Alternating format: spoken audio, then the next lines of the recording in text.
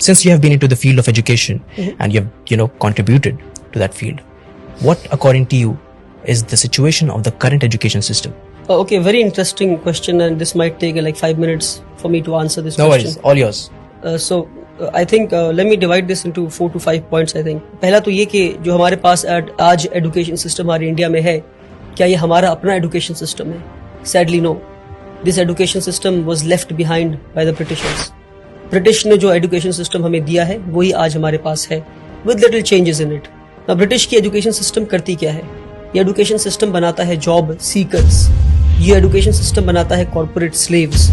तो ब्रिटिश ने एक ऐसा एजुकेशन सिस्टम लाया, ऐसे लोग मिल सके जो उनको क्वेश्चन ना कर सके, ऐसे लोग मिल सके जो क्रिटिकल थिंकिंग ना कर सके.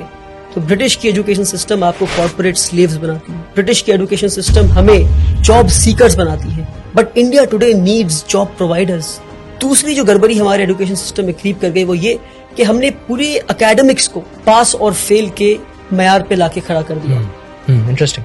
कि आप पढ़ाई करते हैं सीखने के लिए नहीं, आप पढ़ाई करते हैं पास या फेल होने के लिए. तो उससे होता क्या है? मेरे जैसा एक कमजोर बच्चा क्लास 1 में मैथ्स में 40 लाता है तो मुझसे कहा जाता है कि आप मैथ्स में पास हो गए. फिर मैं क्लास 2 में जाता हूँ, फिर मैं 40 लाता हूँ तो कहा जाता है कि आप मैथ्स में फिर से पास हो गए. तो यानी मैं 60 नंबर जो नहीं ला पाया तो 60% में नहीं सीख पाया. ये 60% बिना सीखे मैं क्लास 2 में गया, फिर 60% बिना सीखे मैं क्लास 3 में गया, फिर 60% बिना सीखे मैं क्लास 4 में गया. इसी तरह मैं क्लास 10 पहुंच जाता हूँ और 600% मेरे एजुकेशन में लूप रह गए, मेरे एजुकेशन में कमी रह गई. क्योंकि मुझे ये बताया गया कि पढ़ते सीखने के लिए नहीं है. मेरे एकेडमिक्स को लर्निंग परसेंटेज पे नहीं लाया गया, मेरे पढ़ने को पास या फेल पर लाकर मुझे 0 बना दिया गया. क्योंकि मैं पास होकर डिग्री तो ले लूंगा और मुझे जॉब भी मिल जाएगी और फिर किसी कॉर्पोरेट वर्ल्ड में मैं गुलामी के लिए पहुंच जाऊंगा.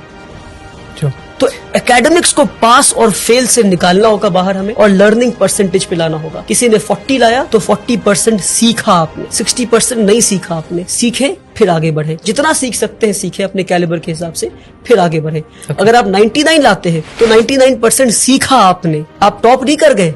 99% सीखा आपने, 1% अभी भी नहीं सीखा आपने.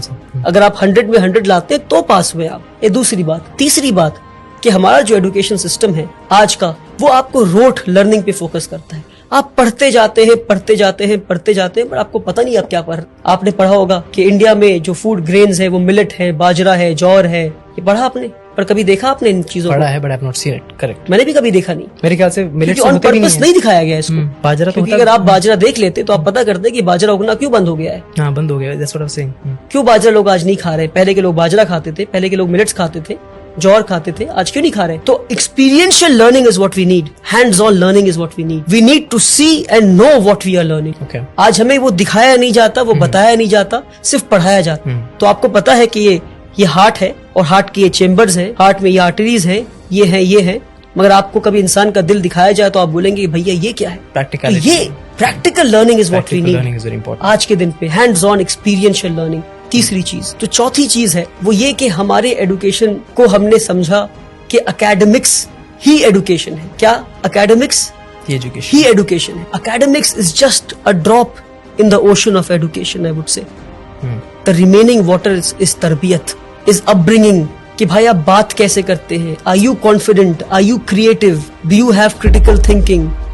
Are you developing higher order thinking skills? Are you questioning things? Absolutely. How do you sit? How do you conduct yourself with people? ये सारी चीजों को छोड़कर हर चीज को एकेडमिक्स पे ले आया. Academics is not education. Education is a holistic thing जहां आप एक इंसान को बेहतर इंसान बनाते हैं, एक कॉर्पोरेट स्लेव नहीं बनाते. सबसे बड़ी कमी हमारे एजुकेशन सिस्टम में हुआ वो ये, हमारे साथ जो फ्रॉड हुआ मैं कहता हूँ एजुकेशन सिस्टम में, वो ये कि हमने एकेडमिक्स को, हमने सब्जेक्ट्स को स्ट्रीम में बांट दिया. कि भाई अगर आप सबसे ब्रिलियंट बच्चे हैं तो आप पढ़ेंगे साइंस. अगर आप 90 लाते हैं तो साइंस पढ़ेंगे. अगर आप 70 से 80 लाते हैं तो आप कॉमर्स पढ़ेंगे.